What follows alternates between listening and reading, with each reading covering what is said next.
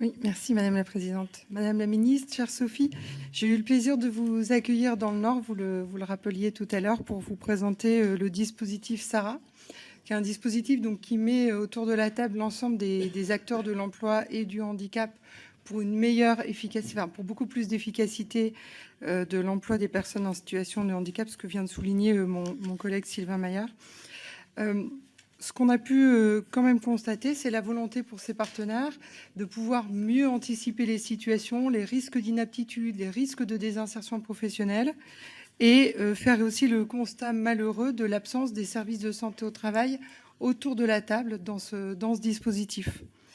Et on peut se poser la question, puisque qui mieux que le médecin du travail et les équipes pluridisciplinaires peuvent bien identifier les publics à risque dans l'entreprise et prévenir le risque de désinsertion professionnelle.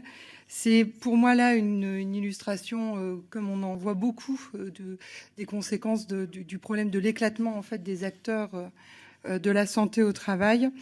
Vous savez que dans un rapport que j'ai remis au Premier ministre, co-rédigé avec Henri Forest et Bruno Dupuis, on propose un rassemblement de ces acteurs.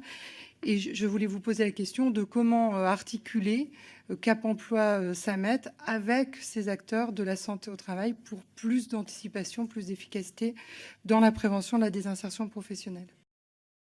Oui, en effet, nous avons aussi, avec votre rapport, Madame Lecoq, la santé au travail, nous avons un vrai levier pour éviter la désinsertion professionnelle. C'est l'enjeu majeur demain du vieillissement des travailleurs, de toute façon. Et c'est l'enjeu vraiment de pouvoir éviter cette désinsertion, parce qu'on sait très bien que là, on rentre dans un cercle vicieux qui ne pourra pas permettre à la personne de rebondir et de revenir sur le marché du travail. Donc, il nous faut travailler en amont.